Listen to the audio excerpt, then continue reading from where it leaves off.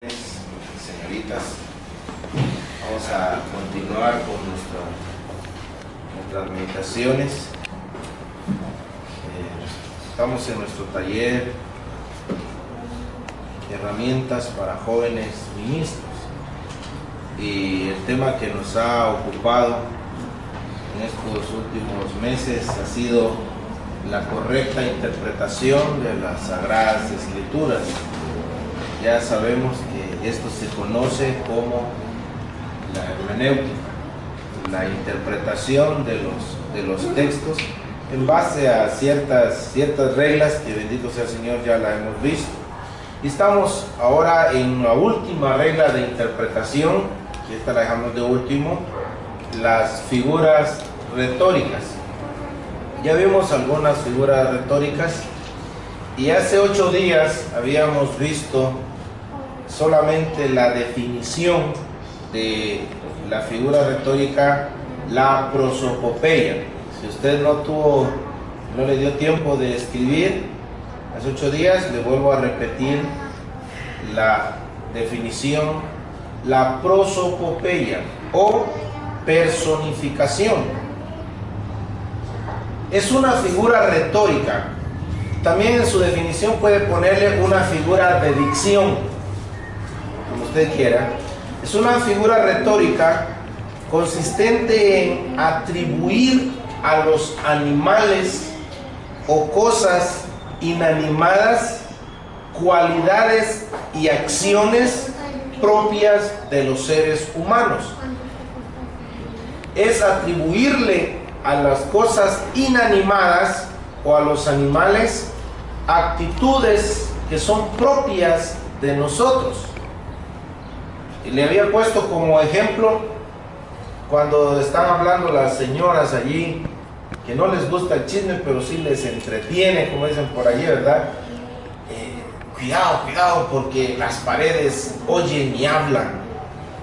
Entonces nadie va a ser tan despistado en preguntar: ¿y dónde están las orejotas de la pared? ¿Y dónde está la bocota de la pared? Sino que rápido entiende qué significa las paredes oyen y hablan. A propósito, ¿qué significa eso de que las paredes oyen y hablan? Esa prosopopeya que le asignamos. ¿Oyen las paredes? ¿Hablan las paredes? Entonces, ¿por qué les decimos que oyen y hablan? Lo que pasa es que es una figura de dicción y se vale usarlas. Tampoco le estoy prohibiendo que de aquí en adelante ya no use ese tipo de expresiones. Pero allí nos damos cuenta de que las figuras retóricas se utilizan donde quieran. No solamente es para los estudiados, los escritores de grandes libros, sino que nosotros mismos cotidianamente hablamos acerca de ello. Pero como es inanimado, pero le estamos atribuyendo algo que es propio de nosotros. El oír, el hablar de nosotros los humanos. Vayamos a algunos ejemplos. Isaías 55, 12. Isaías capítulo 55, versículo 12. Porque con alegría saldréis y con paz seréis vueltos. Los montes y los collados levantarán canción delante de vosotros, y todos los árboles del campo darán palmadas de aplauso. Los montes y los collados haciendo algo propio de nosotros. Dice que los árboles están aplaudiendo. ¿Cuándo ha visto usted a un arbolito allí con sus ramas aplaudiendo? Entonces allí no cabe duda, Isaías le está asignando algo que es propio de nosotros los humanos, algo de nosotros, es que una raza inteligente que se le está atribuyendo. Entonces los árboles del campo dan palmadas. Ahora vamos a entender aquí el símbolo. Los montes y los collados se refieren a las personas que están en eminencia. Los árboles del campo son personas ya de condición humilde. Entonces todos ellos, los poderosos y los no poderosos, los gobernantes y los gobernados, todos ellos deben hacer lo que se le está atribuyendo a los árboles acá. dar júbilo y alabanza al Señor. Pero una vez más, eso se le está atribuyendo, es una prosopopeya. Ezequiel capítulo 6, versículo 3.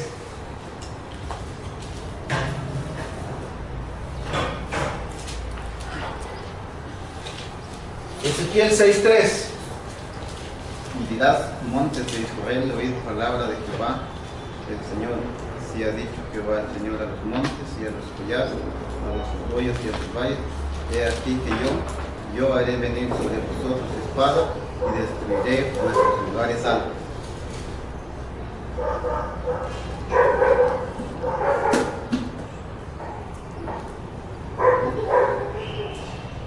Dice ahí, montes de Israel, oíd. Imagínese usted al profeta, montes de Israel, oíd. Los montes oyen. ¿Alguien se atreve a ir a decirle al Tajumulco que, oh Tajumulco, oye? El Tajumulco va a seguir así, tanto, ¿cuándo? De acuerdo, y poner atención a lo que se está diciendo. Pero mis amados hermanos, los montes no oyen. Pero sí se está refiriendo, según el contexto del pasaje, el contexto histórico, el primer libro de Reyes, los libros de los Reyes, hermanos, las crónicas, constantemente se dice que ellos buscaban los montes. Dice que ellos ponían sus imágenes debajo de todo árbol frondoso. Por cierto, ya hace años, me recuerdo yo, el Señor me concedió dar un mensaje allá abajo, el culto al árbol frondoso le puse. Y fíjense que de por allí vienen los orígenes de lo que modernamente hoy se conoce como la Navidad, el arbolito de Navidad. Las costumbres de poner sus imágenes debajo de todo árbol frondoso, de poner sus regalos detrás de las puertas. Eso era costumbre y viene desde allá. Los idólatras de Israel buscaban los montes. Y ahí iban ellos a adorar. Cuando el templo se instituyó el culto en el templo, Jehová prohibió toda visita a los montes, pero los israelitas idólatras seguían yendo hacia los montes. Entonces los montes no oyen, pero vamos a entender el simbolismo que está utilizando allí el profeta, que se está refiriendo justo a los idólatras que iban buscando esos lugares. Y así sucesivamente, cuando usted encuentra, por ejemplo, textos como mis huesos dirán, allí es el quebrantamiento de David. Eso está en el Salmo 35:10. La misericordia y la verdad se encontrarse. Y luego dice la justicia y la paz se besaron. Sí, es decir, llegó a haber una intimidad en estas dos figuras. Se les está atribuyendo eso para que usted y yo logremos entender cómo se unieron. Y mis amados hermanos, no cabe duda que la paz, la misericordia se unieron cuando el Señor Jesucristo se entregó, una intimidad allí, se entregó por nosotros. Salmo 114:3 nos dice, el mar lo vio y huyó, el Jordán se volvió atrás. Se le está atribuyendo al mar la actitud de ver y también la actitud de huir. Y se le está atribuyendo al Jordán el volverse atrás, como que hubiese sido alguien que tiene miedo.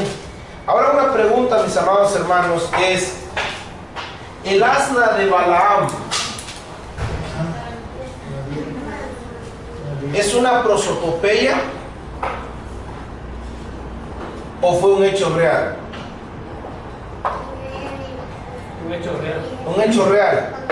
¿Se recuerdan ustedes en donde dice que iba el profeta falso y dice que se voltea? Yo, si tuviera aquí mi espada te mataría, y se voltea el asna y le dice, yo soy tu asna y te he servido, entonces ¿por qué me mandas a golpear? Le habló.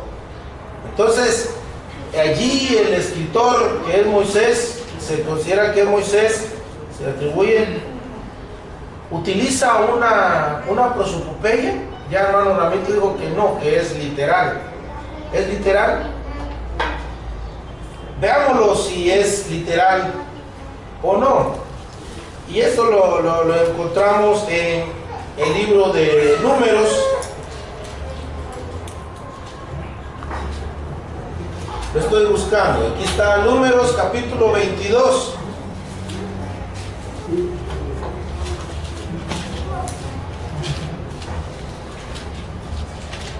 El versículo, leamos el versículo 25 para acortar. Y viendo el asna al ángel de Jehová, se pegó a la pared y apretó contra la pared el pie de Balaam, y él volvió a azotarla. Versículo 26 le voy a leer yo. Y el ángel de Jehová pasó más allá y se puso en una angostura donde no había camino para apartarse ni a derecha ni a izquierda. Y viendo el asna, el ángel de Jehová se echó debajo de Balaam, y Balaam se enojó y azotó al asna con un palo. Entonces Jehová abrió la boca al asna, la cual dijo a Balaam: ¿qué te he hecho que me has azotado estas 3 veces? ¿Quién le abrió la boca al asna? Fue el Señor. Esto tenemos que distinguir, hermanos amados, también de los hechos que son extraordinarios. Hechos extraordinarios. Esto está en 22, ¿cuánto? 22, 28, ¿verdad?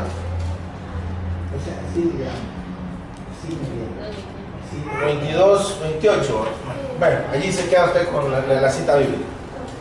Entonces, en el Nuevo Testamento, Pedro dice que una muda bestia habló a Balaam.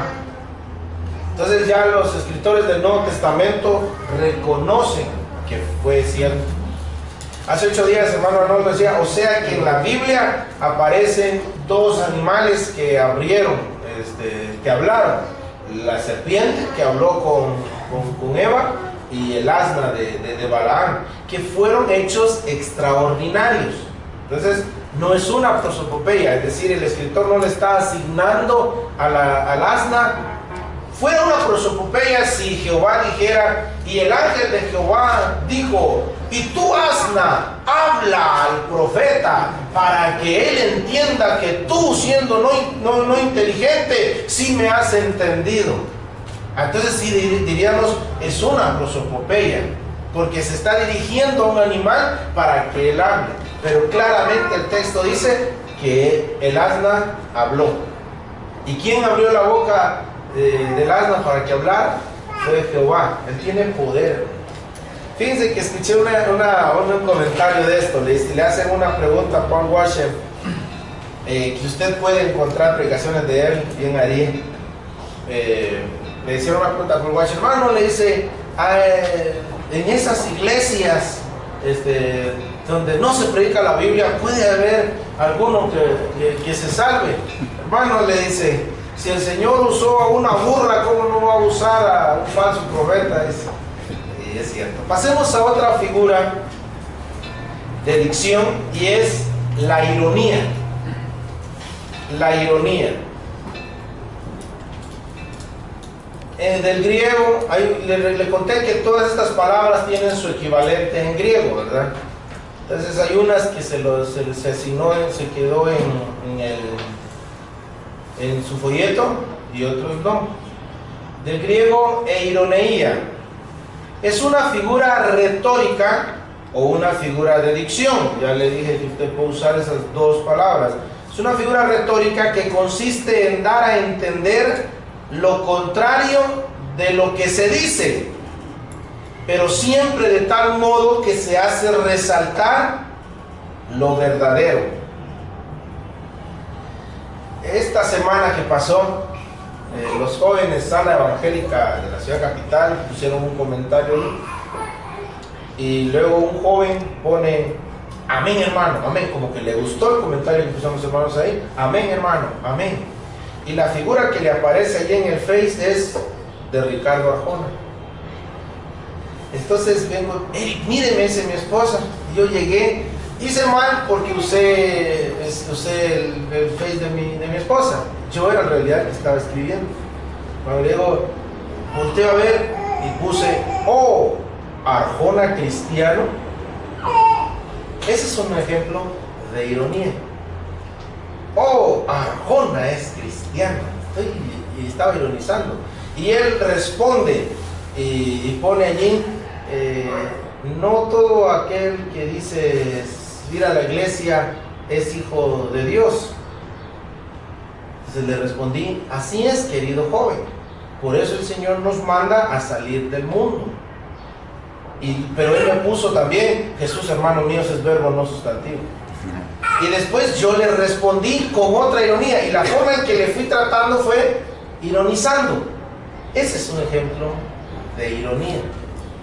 Estoy afirmando algo, pero estoy resaltando algo, y que de último yo le saqué 1 Juan 3, 7 en adelante, que el que es nacido de Dios no practica el pecado, y se aparta de todo eso.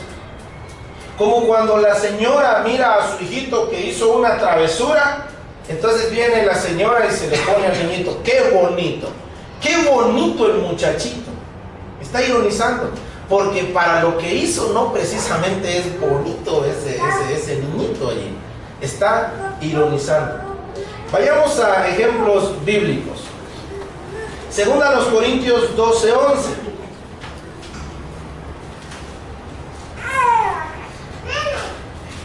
Me he hecho un necio al gloriarme, vosotros me obligáis a ello, mas yo debía ser alabado por vosotros, porque en nada he sido menos que aquellos grandes apóstoles, aunque nada soy. Amén. Pareciera que el apóstol Pablo se está gloriando, pero dice el apóstol Pablo, yo no he sido nada menos que aquellos grandes apóstoles. El asunto es de que nosotros lo estamos leyendo, pero imagínense que el apóstol Pablo lo estuviera hablando. Aquellos grandes apóstoles. Ahora, esos grandes apóstoles no se está refiriendo a los 12, ya con ellos Matías. 11:13, alguien que lo lea. 11:13. Porque estos son falsos apóstoles, obreros fraudulentos que se disfrazan como apóstoles de Cristo. Entonces ahí comprueba de que no son los 12 apóstoles. El apóstol Pablo no se está burlando, no está ironizando, mejor dicho, de los 12, sino que está ironizando respecto a los obreros fraudulentos. Y él dice, estos obreros fraudulentos empezaron a atacarle. No, que el apóstol Pablo es chiquitillo, es pelón, porque así lo han descrito algunos, su apariencia y Dios no es nada imponente y todo eso. Entonces él no tiene nada, en cambio nosotros los grandes apóstoles, o sea que estos de hoy en día no es nuevo, esto ya viene desde antes, los que manifiestan ser apóstoles del Señor. Esto no fue una ola que acaban de inventar, ya de hace tiempo vienen ellos. Y el apóstol Pablo dice, yo no he sido nada menor. Y luego empieza a hablar de las revelaciones que se le han dado al apóstol Pablo. Yo no he sido nada menor de aquellos grandes apóstoles, es decir, que ellos se hacen llamar apóstoles. La palabra grandes apóstoles que usa el apóstol Pablo ahí es Huper apostolos. Y Huper, de por ahí viene hiper, grande, Huper apostolos, como esos grandes apóstoles. Es decir, que ellos se hacen llamar grandes apóstoles. Primer libro de Reyes 18:27, vamos a ver otro ejemplo. Y aconteció al mediodía que Elías hablaba de ellos, diciendo, gritad en esta voz, porque Dios es. Quizá está meditando o tiene algún trabajo, o va de camino, tal vez duerme y hay que despertar. Allí tenemos dos figuras retóricas. Hermano y Rita, tal vez después van a reclamarle sus puntos al hermano Erra. Aquí hay dos hermanos, también la hermana, no me acuerdo ya, se me perdí. Aquí tenemos dos figuras retóricas. Tenemos la ironía. ¿Y se recuerda usted ese episodio de los profetas de Baal? Clamad más, clamad, porque Dios es. Y en realidad eran 10 dioses de Baal, no es Dios, pero él se está ironizando. Clamad porque Dios es. Tal vez está durmiendo, o va de camino, o está meditando. Clamad a él. Como quien dice, a ver, háganlo. Pero lo que el profeta está haciendo es una ironía acerca de ellos, porque él no va a hacer nada de eso, porque es un demonio. Pero además hay un eufemismo también acá. Cuando dice va de camino, o cuando dice está meditando, tiene una connotación diferente en el hebreo. ¿Ha escuchado usted expresiones más que todo en los pueblos? Dice, es que fue a poner un telegrama. ¿No ha escuchado usted esas expresiones? Es un eufemismo y tiene la misma figura. Va de camino, es que voy a poner un telegrama. Dice. Entonces todos entienden que va a ir al baño y fue a poner un telegrama, pero no fue un telegrama que fue a poner, sino que está usando un eufemismo. Entonces va de camino. Entonces, está haciendo sus necesidades. ¿Se entiende la ironía de Elías? La ironía de Elías. Él se está burlando, pero además usa un eufemismo acá. Más adelante vamos a entender qué es eufemismo. Segundo libro de Samuel 6:20.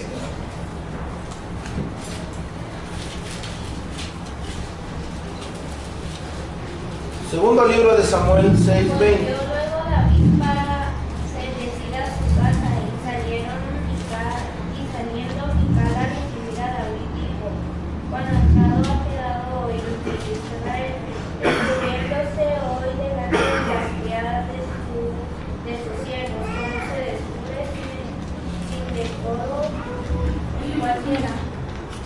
Amén. Esta es una ironía. David venía danzando con júbilo, llevaba el arca del pacto y sale la esposa de David, Mical, lo mira desde la ventana. El versículo 16 dice que lo menospreció en su corazón, y después sale: cuán honrado ha quedado hoy el rey delante de las criadas, y hasta se puso como uno de ellas. ¿Se da cuenta? Como un cualquiera ha quedado el rey. Es una ironía. Si usted se da cuenta, nuestra hermana, como lo estaba leyendo, pues no se hace resaltar. Cuando lo leemos no se hace resaltar. Pero cuando ya vamos viendo y conocemos de estas figuras la ironía, entonces ya hasta nos imaginamos a Mical. Cuán honrado ha quedado el rey, y hasta quedó como uno cualquiera. Esa es una ironía. Pasemos rápidamente a otra figura retórica. Cuando le dijeron al Señor Jesucristo: salve rey de los judíos, todos estamos de acuerdo que esa era una burla que estaban haciendo del Señor. Entonces consideramos de que entra dentro de estas figuras. La hipérbole.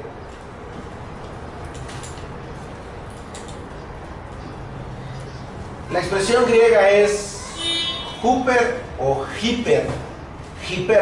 hiperbole. De por allí viene nuestra palabra, esta palabra hiper. ¿Se recuerda usted de los hiperpais? Están la despensa para nosotros, pais para otra poquito más, y los hiperpais ya cuando nos pagan el bono 14. Pues ya, entonces ya acudimos a hiperpais.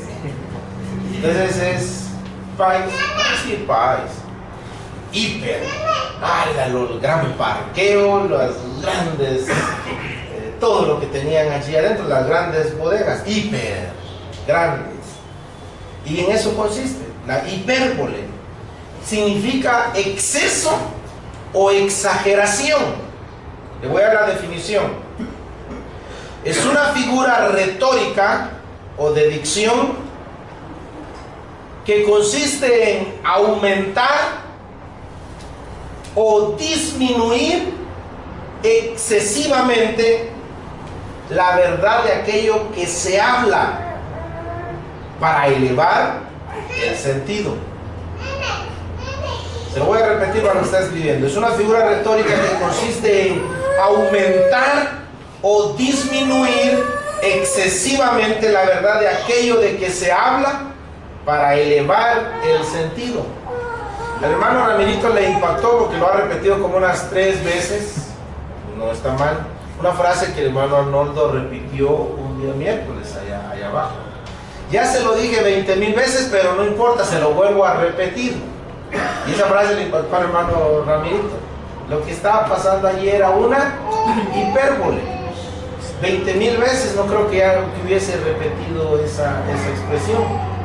Como cuando la mamá le dice al hijito, llega la mamá a la mamá y le dice, le da otra razón, mamá, ¿y por qué no? De lo que ella le ha estado prohibiendo. Y le dice, ya te dije 50,000 veces que no, y no, le dice la mamá. La mamá está utilizando ahí una hipérbole, está exagerando, pero no necesariamente es una mentira, sino que está exagerando para darle realce a lo que quiere decir. Excesivamente le está aumentando para que entienda de una vez por todas de que sí. Si ya le repetí 1000 veces a usted qué significa la hipérbole, se la repito otra vez, es aumentarle. Yo mismo estaba usando una hipérbole acá. Vayamos con los ejemplos. Génesis 11:4.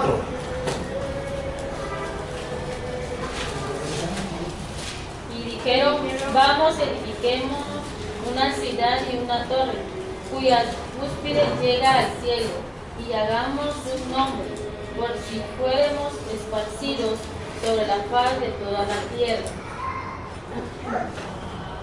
Dice el texto, vamos, edifiquémonos una ciudad. El propósito era una ciudad y una torre. Y después dice, cuya cúspide llegue al cielo. Yo cuando era niño decía, pero ¿cómo? Si al salir allí solo de la atmósfera ya no van a poder respirar más arriba. Y eso sí es cierto, ¿no? Entonces ellos no querían así literalmente llegar al cielo.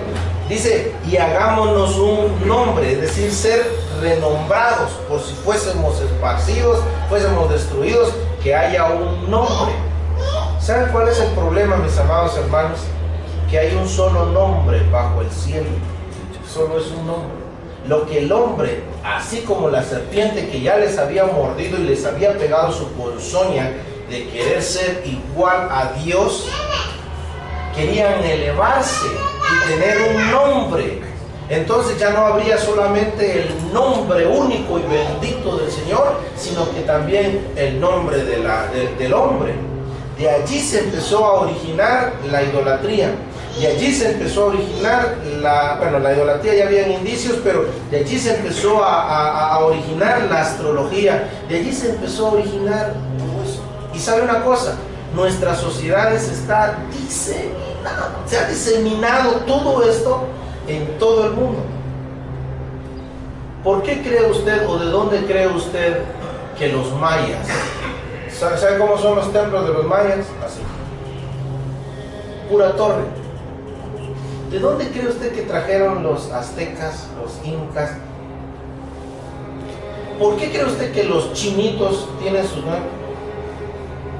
Y todo va apuntando así, justo de eso, de la torre de Babel, de allí. ¿Sabe de dónde viene la costumbre de poner en las iglesias católicas romanas, en los templos católicos romanos, una cruz que aviente hacia hasta arriba? De por allí. ¿De dónde cree usted? Mire usted los templos mormones, siempre tienen allí una varita así para arriba. De por allí. Porque quieren hacerse un nombre aparte del nombre bendito de Dios. Entonces, aquí no cabe duda que era una hipérbole. Están exagerando ellos, pero lo que ellos en realidad quieren es hacerse un nombre.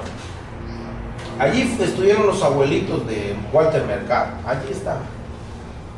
Deuteronomio 1:28. ¿A dónde subiremos? Nuestros hermanos han atemorizado nuestro corazón, diciendo, este pueblo es mayor y más alto que nosotros, las ciudades grandes y amuralladas hasta el cielo. Y también vimos allí a los hijos de Anak. Fíjense que en pasajes paralelos a esto dice, Y éramos nosotros, dice, como langostas delante de ellos. Ellos estaban hasta acá y ellos estaban hasta allá. Éramos como unas langostas aquí. En realidad ellos lo que estaban reflejando, hermanos, era su temor, era su miedo para no enfrentarse a algo. Es que eso es difícil, porque las ciudades son amuralladas. Es una tierra que traga a sus habitantes. Entonces todo esto es una hipérbole. Le voy a contar esto. Y Juan 21:25. Y le voy a contar una anécdota. Juan 21:25, lean. Cuando Pedro le vio, dijo a Jesús: Señor, ¿y de qué? ¿Y qué de esto? El Evangelio según Juan. Y hay también otras muchas cosas que hizo Jesús, las cuales si se escribieran una por una, pienso que ni aún en el mundo habría libros que se habrían de escribir. Amén. Amén. Me había asustado, dije, pero si estoy mala esta no. Yo Pero estoy mal. lo arreglamos, sí. Se dice que había un pastor que de aquellos de que andan tocando a la gente para justificar su risa santa, del reposar en el espíritu. Son doctrinas que ellos tienen. La risa santa es estarse muriendo de la risa allí, está riéndose.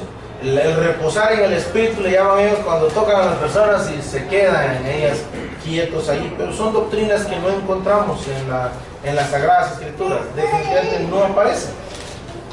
Y entonces estaba un pastor que estaba sobre eso y votando a las personas casi cuando estaba iniciando ese movimiento. Entonces se dice que el pastor le dice: no, ni se preocupen en buscarlo, porque no lo van a encontrar. Porque algunos están buscando en la Biblia justificación para eso. Ni se preocupen en buscarlo, porque no lo van a encontrar. Esto es de aquellas cosas de las que Juan nos salvó cuando dice, y cita este pasaje 21-25, si se escribieran una por una de los libros, allí están contenidas. Hermanos, es risible esa interpretación. Y es una interpretación, aparte de que es risible, es muy irresponsable interpretar las Sagradas Escrituras de esa forma. En realidad es construir nuestra casa en arenas movedizas. No van a tener ningún fundamento. Tener una hermenéutica así, ¿para qué queremos diablo, hermano? Si tenemos predicadores que nos engañan a nosotros mismos, entonces ¿para qué vamos a querer a Satanás? Pero en realidad aquí lo que está usando es una hipérbole. No cabrían todos los libros para escribir todo uno por uno de lo que hizo el Señor Jesucristo. Hace 8 días, ya que estamos hablando de esto, un joven se acercó y me dijo: hermano, dice que cierto ángel que bajó y que hizo esto, y eso se convirtió en el demonio fulanito de tal y todo eso. Mírenle, busque usted aquí en la Biblia lo que el Señor le ha revelado. Eso es para nosotros lo que el Señor nos ha revelado. Fíjense que me salieron una oportunidad con que no sé si usted ha escuchado de Brigitte, y que Brigitte aquí se dice que en el principio el Señor hizo a Adán, pero también hizo a otra mujer, y después dice que hizo a Eva, y que Brigitte se convirtió en una serpiente, y empiezan a hacer sus relajos. Hermanos amados, yo no me atrevo a afirmar eso. ¿Pero por qué? Es sencillo, en la Biblia yo no lo encuentro. No, es que dicen que los judíos, una tradición oral de los judíos, pero el Señor Jesucristo acusó las tradiciones de los judíos. Hay algunos que afirman que en realidad Cam, el que se burló, se mofó de Noé, dice que tuvo relaciones homosexuales con Noé, porque dice que descubrió su desnudez, y se basan en tradiciones judías. Yo no me atrevo a afirmar tal cosa. Si es así o no es así, el Señor me lo va a enseñar aquel día, pero no me atrevo a afirmar tal cosa. ¿Por qué? Porque no está así escrito. Lo que está revelado es para nosotros. Si le salen a usted que no, en realidad hubieron 2 Adanes y 2 Evas allá en el huerto, la Biblia no lo informa. Lo revelado es para nosotros. Lo revelado es para nosotros. Dicen que Génesis 1, algo así, Génesis 3 es diferente, son diferentes parejas los que están ahí. Cabe mencionar aquí Deuteronomio 29:29.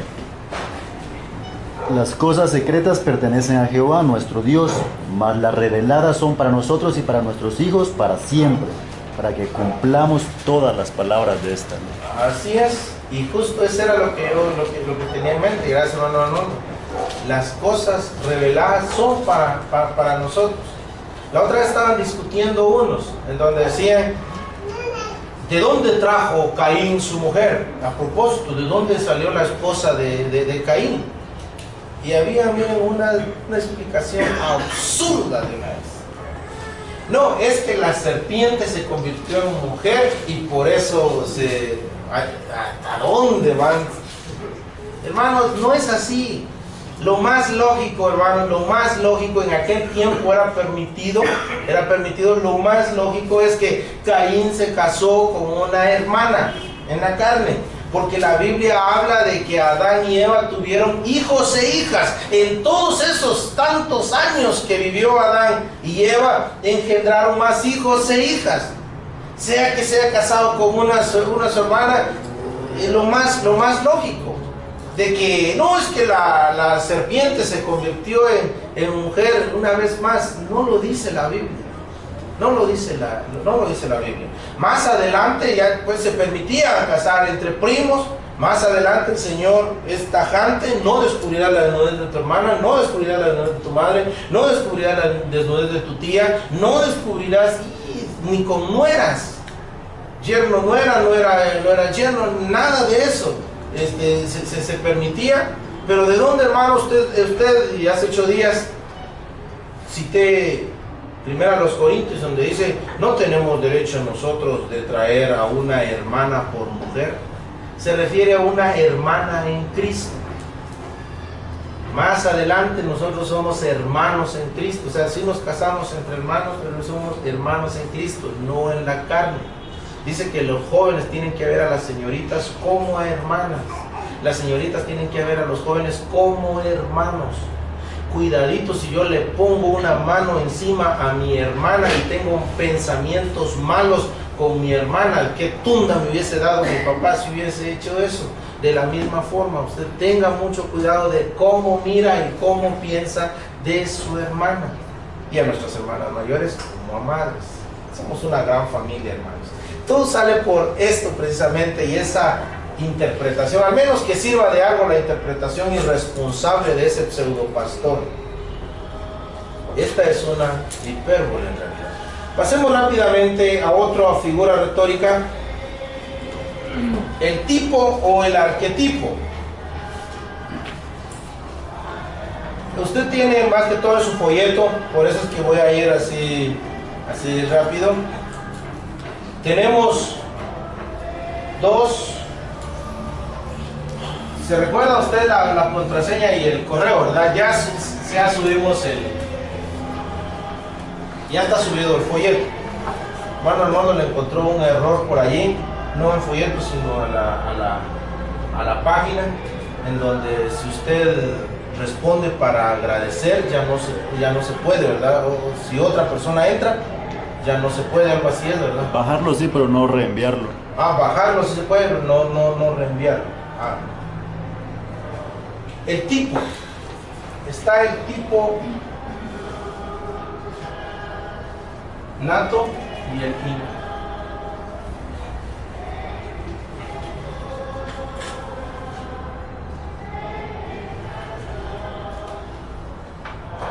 Cuando empezamos nuestro estudio, yo le dije a usted que orara por mi letra, y por lo visto que no oró por mi letra. Y entonces usted me responde, por lo visto, Manuel, que usted no hizo caligrafía en todo este tiempo. El tipo puede relacionarse con personas, con eventos, con cosas, instituciones, cargos, acciones o también rituales. Existen dos tipos, que son el tipo nato y el tipo innato. Le voy a decir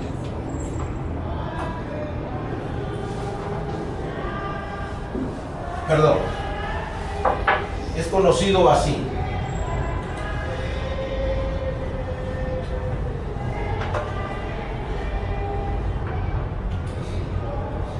Este tipo son aquellos que específicamente son declarados como tal en el Nuevo Testamento. Como por ejemplo, es decir, la interpretación que los escritores del Nuevo Testamento le dan a ciertos tipos y ellos lo toman directamente como un tipo, y los que están en el Antiguo Testamento.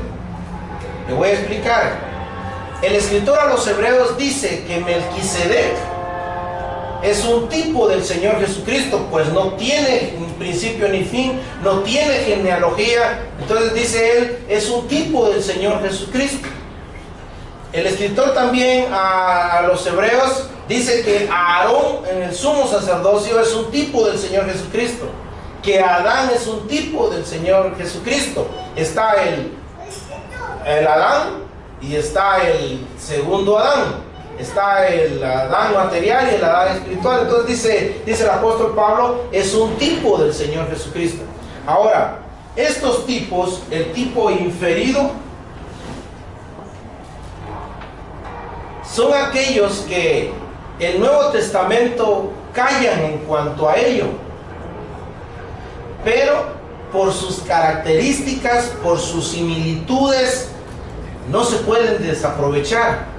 Sabemos de que son un tipo del Señor Jesucristo, es decir, se parecen tanto en lo que sucedió y se encuentra una semejanza en él, que aunque los escritores del Nuevo Testamento no lo reconozcan como un tipo innato, pero ellos dicen, si es, o sea, entendemos si es cierto. Tal vez un ejemplo le ayuda a entender esto. No encontramos en el Nuevo Testamento que José sea un tipo del Señor Jesucristo. Ni Pablo, ni Pedro, ni los evangelistas, ni ellos, ni Juan, que fueron los escritores del Nuevo Testamento, Judas, ellos no dicen que José fue un tipo del Señor Jesucristo, pero las similitudes entre ambos. José amado por el Padre, José odiado por sus hermanos, José deja la comunión con su padre y se va en busca de sus hermanos. José traía una misión especial. José vendido por el precio de un esclavo de esa época. Vendido por el precio de un esclavo. José muerto simbólicamente porque fue metido en un pozo por sus hermanos. José es llevado a Egipto, a la gentilidad. Estando en Egipto paga por pecados que él no cometió. Estando en la cárcel, José le habla a dos personas que tenían dos sentencias diferentes. Tenían la misma sentencia, mejor dicho. Y estas dos personas tienen fines diferentes. Uno es muerto y el otro es dejado con vida y es elevado a la posición, es restaurado. Y le habla a ellos. José después es levantado. José es el virrey de Egipto. Tiene trato con los gentiles. A José le dan una esposa gentil. José allá en Egipto se da a conocer a sus hermanos. Sus hermanos lo reconocen y se arrodillan delante de él. Ya le estoy hablando ya en la tribulación, ya entrando al milenio. Cuando ellos reconocen a José. José perdona a sus hermanos y tiene un nuevo trato con ellos. Cuando tiene un trato con ellos, José queda reinando con todos ellos, en todo, tanto a gentiles como a los judíos. José queda reinando con ellos. El Señor Jesucristo, único del Padre y amado por el Padre. El Señor Jesucristo deja la comunión del Padre para venir a buscar a sus hermanos, tabernaculiza en medio de ellos. El Señor Jesucristo viene con una misión especial. Por esa misión especial es aborrecido por sus hermanos. A los suyos vino y los suyos no le recibieron, mas a todos los que le recibieron les dio la potestad de ser hechos hijos de Dios. El Señor Jesucristo, estando acá, es llevado a los gentiles. Estando entre los gentiles se le otorga una esposa gentil, la iglesia. Así como se le otorgó una esposa a José gentil, a él se le entrega una esposa conformada especialmente de los gentiles. El Señor Jesucristo allí empieza él a gobernar, pero trae un mensaje para personas que tienen la misma situación, están condenados. Pero de esas personas, unos salen para condenación y otros van a ser restaurados para vida eterna. El Señor Jesucristo en su gobierno trata con todos los gentiles. Va a llegar un momento en donde se cierra la plenitud de los gentiles y empieza otra vez el trato con Jacob, con sus hermanos. Ellos allí es donde acuden a él porque le reconocen. Una vez más, ya estoy hablando ya cerca de la finalización de la gran tribulación, la semana número 70 de Daniel. Y luego ellos que le reconocen, el Señor es entronizado sobre ellos. Y después el Señor gobierna sobre todos ellos, tanto su esposa gentil como también sobre los judíos. ¿Se da cuenta usted que aunque el Nuevo Testamento no reconoce que es un tipo José del Señor Jesucristo, no podemos desaprovechar esa similitud? No encontramos en el Nuevo Testamento que Isaac sea un tipo del Señor Jesucristo, que Abraham sea un tipo del Padre Celestial, pero sí las similitudes de ambos. Y de hecho lo usamos normalmente en el partimiento del pan. Algunos predicadores lo usan esa historia.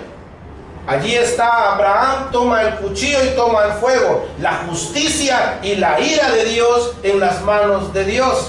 Toma, no es Isaac quien toma la leña, toma la leña Abraham y la pone sobre su hijo.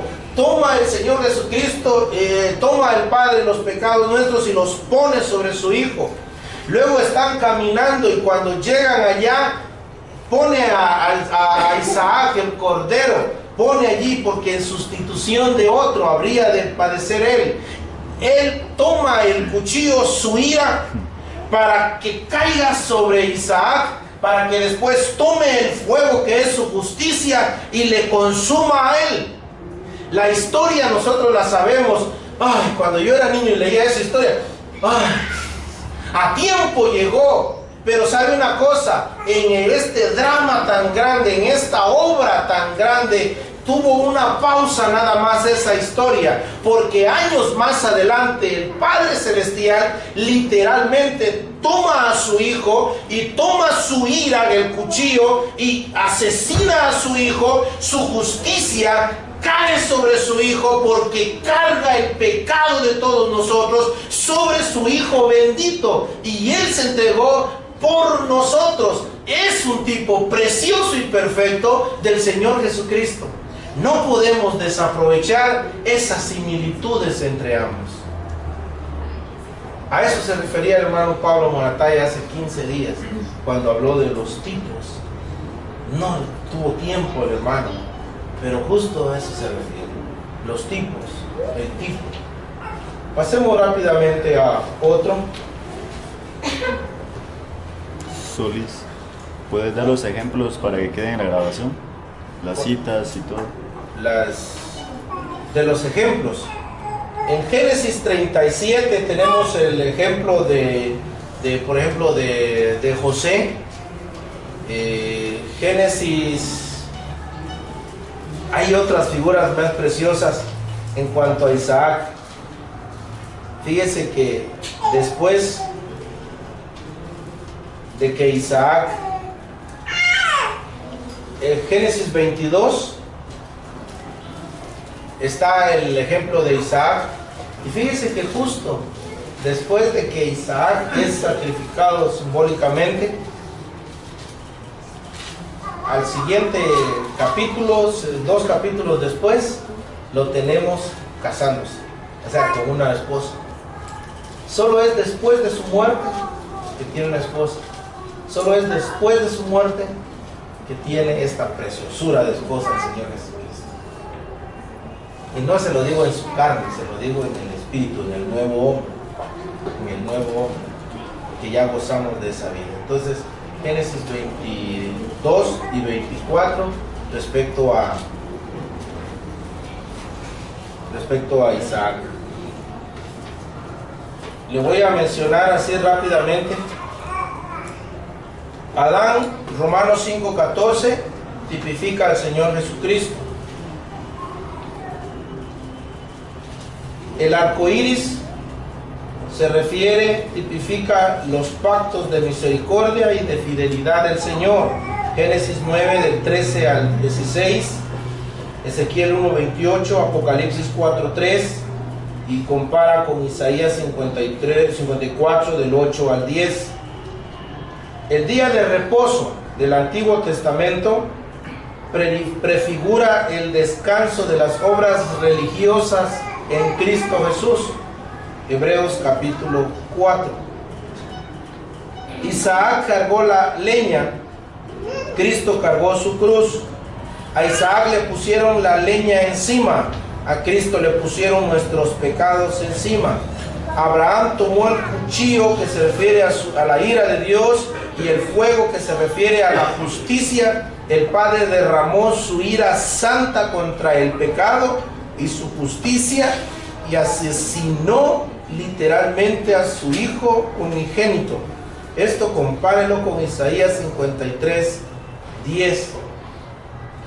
Según Mateo 12:38 al 41, como Jonás estuvo en el vientre del pez, así el Hijo del Hombre estará en el corazón de la tierra. Y así sucesivamente. Números 21:6-9, segundo libro de Reyes 18:3, Juan 3:14 al 15, se refieren a la serpiente de bronce, que llegaron a llamarle Neustán, cosa de bronce, o también puede ser traducida como abominación de bronce, lo cual tipifica, fíjese que esta, la serpiente de bronce, tipifica el otro lado de la muerte de Cristo. El Señor Jesucristo fue levantado. Al Señor, la serpiente fue levantada. Nunca vamos a comparar al Señor Jesucristo con la serpiente, porque es la serpiente antigua, es aborrecida siempre. Pero cuando el Señor Jesucristo fue levantado, fue para salvación de nosotros, pero del otro lado estaba derrotando y exhibiendo la serpiente antigua. Cuando usted y yo levantamos la mirada hacia el Salvador, es como nosotros llegamos a ser salvos. Una vez más, el levantar la serpiente nos habla del otro lado de la muerte de Cristo. Vemos al Señor Jesucristo, pero espiritualmente, vemos a Él levantado, pero espiritualmente vemos que Satanás es derrotado, es exhibido públicamente y es avergonzado, según la palabra de Dios. Pasemos a otra figura, hermanos, y vamos a ver la interrogación. Le estoy llevando un poquito rápido porque creo que es la última intervención con ustedes. Entonces, tengo sentimientos encontrados, les soy sincero. Y vamos a ver esta, la interrogación. Es una figura literaria o de dicción, figura retórica, que se trata de una pregunta que se formula sin esperar una respuesta, con la finalidad de reforzar o reafirmar el propio punto de vista dando por hecho que el interlocutor está de acuerdo. En el diccionario que fui a buscar esta figura, presenta dos cualidades o dos modalidades: la interrogatio o lo interrogativo, cuando la respuesta admite un sí o un no, y también está la question o la pregunta, cuestionamiento, de por allí viene, son palabras latinas, la question, que demanda una respuesta supuestamente más compleja. Cuando usted esté estudiando, si llega a entender eso, pues bendito sea el Señor; si no, óbielo y vaya a hacer los ejemplos. ¿De acuerdo? Génesis capítulo 18 y versículo 25.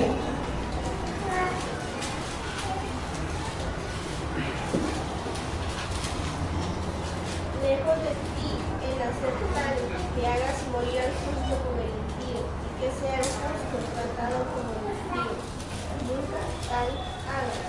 El juez de toda la tierra no ha de hacer lo que es justo. Refiriéndose a Dios, el juez de toda la tierra no ha de hacer lo que es justo.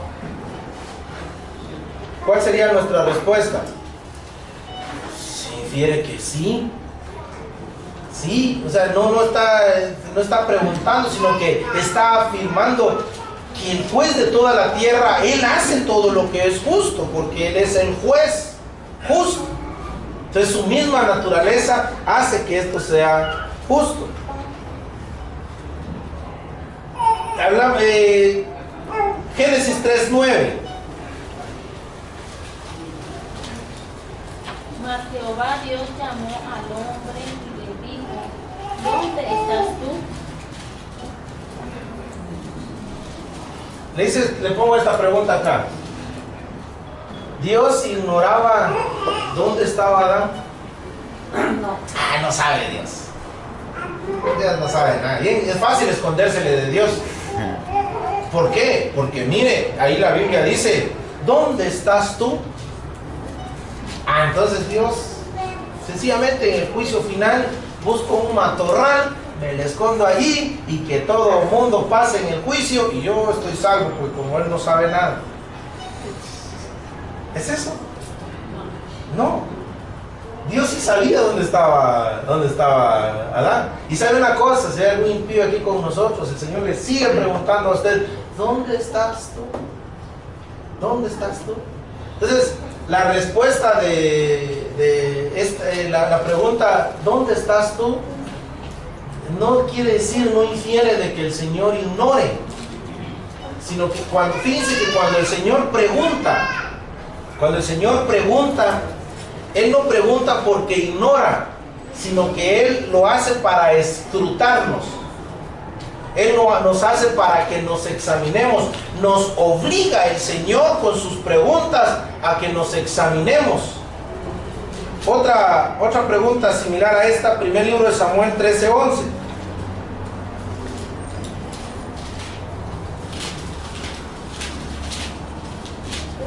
Entonces Samuel dijo: ¿qué has hecho? Y Saúl respondió: porque vi que el pueblo se me desertaba y que tú no venías dentro del trato Señor. ¿Qué has hecho? Y el profeta le está hablando en el nombre del Señor. Ignora también Dios lo que nosotros hacemos. No, Dios no ignora. Él está escrutando allí a Saúl. Cuando le pregunte: hijitos, ¿tenéis algo para comer? Otra vez el Señor ignorante. No sabe nada el Señor. No sabe, estoy ironizando. No sabe nada el Señor. ¿Por qué? Porque les pregunta a ellos si tienen algo. Él sabía perfectamente que no tenían nada. Dice la palabra de Dios en Juan 21, donde les hace la pregunta: ¿tenéis algo para comer? ¿Habéis pescado algo? Dice que Juan le dijo: Pedro, es el maestro. ¿Qué sentiría Pedro, hermanos? Yo no sé. ¿Qué sentiríamos nosotros? Y yo le fallé al Señor. Y me dice: es el Señor que está allí. Allí está. Y todavía está preguntando: ¿has conseguido algo? ¿Tienes algo, Pedro? ¿Tienes algo? ¿Qué has conseguido en tu antigua, donde yo te dije que no iba a ser pescador, sino pescador de hombres? ¿Conseguiste algo en eso que regresaste neciamente? ¿Conseguiste algo? Dice que Pedro se había despojado de sus ropas y por reverencia se puso. Yo por convicción, basada en ese texto, no oro sin playera, no oro desvestido. Mejor oro todavía vestido, ya después me desvisto o me pongo pantalón para dormir. Basado en ese texto. Él por reverencia dice que él se fue. Me gustó una interpretación que el hermano Arnoldo me compartió en una oportunidad. Yo más pienso que Pedro por el ímpetu ya no quiso, porque él iba a llegar a la barca a ver al Señor, pero por ser así de impetuoso ya no quería, y se tira mejor, muy lenta iba a la barca para llegar delante de él. Yo no sé, para reconocerle, para adorarle, para pedirle perdón, para humillarse delante de él. Yo no entiendo, pero algo. Pero el Señor lo que estaba haciendo era escrutando el corazón de Pedro. No cabe duda que tuvo que redarguir a Pedro. Lo mismo debería de pasar a nosotros. ¿Dónde estás tú? Y le pregunta a cada uno de nosotros y a ustedes, ¿dónde estás tú? ¿Cuál es la situación que tienes? ¿Te ofreció la serpiente ser igual a Dios? ¿Estás siendo igual a Dios ahora? ¿Cómo estás en tu vida antigua? ¿Cómo estás en esa vida? ¿Qué tenemos nosotros en Cristo? ¿Qué tenemos ahora sin Él? Y de verdad, hermanos, no tenemos nada sin Cristo Jesús. Nada. Venga Cristo.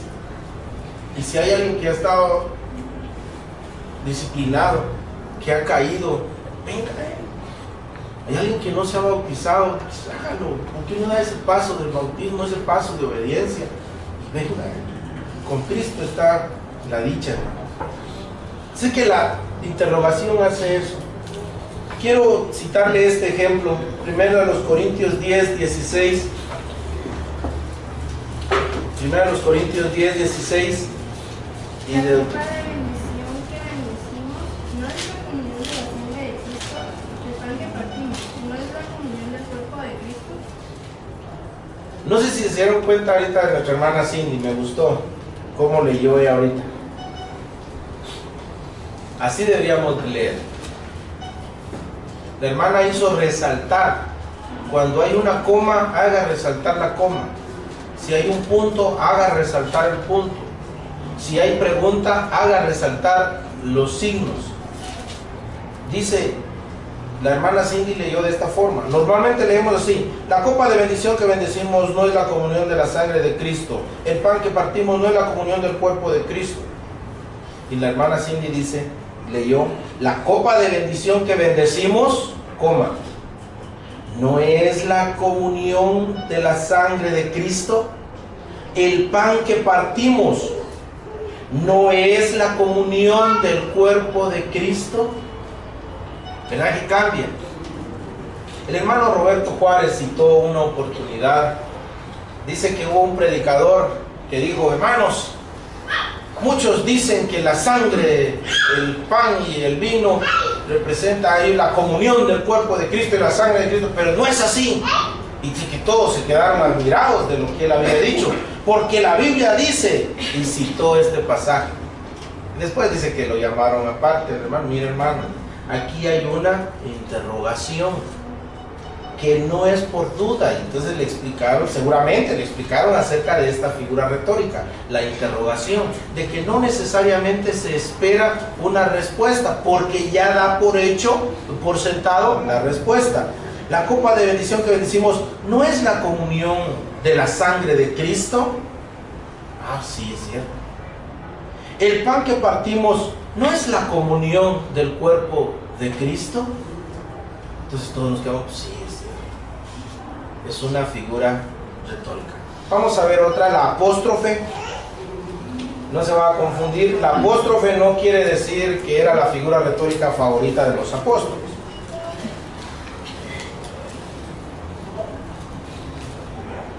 Isaías 1, 2.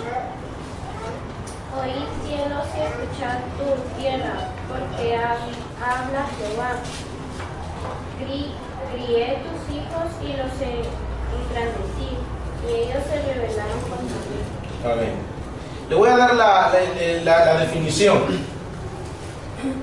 La apóstrofe se parece a la prosopopeya. ¿Se recuerda cuál es la prosopopeya? Es asignarle a cosas inanimadas o animales cosas propias de nosotros los humanos. La apóstrofe es una figura que consiste en cortar de pronto el hilo del mensaje para dirigirse en segunda persona a cosas abstractas e inanimadas o personas ausentes. Va hablando y corta abruptamente el hilo del mensaje, no el contexto. Lo corta y se dirige a cosas inanimadas o a personas ausentes, pero como que se estuviera dirigiendo a ellos. Es decir, está Isaías y luego dice: oye tus cielos. Es una personificación, una prosopopeya, porque le está atribuyendo al cielo y a la tierra audición. Oye cielos y escucha tu tierra. Se está dirigiendo a la tierra y al cielo, pero no está allí, son cosas inanimadas. Le voy a poner otro ejemplo. Segundo libro de Samuel 18:33. Y esto es a persona muerta. Entonces el rey se turbó y subió a la sala de la puerta y lloró. Y yendo decía así: hijo mío Absalón, hijo mío Absalón, quien me diera que muriera yo en lugar de ti, Absalón, hijo mío, hijo mío. Hijo mío Absalón. No estaba haciendo una sesión de hechicería David, ya estaba muerto su hijo.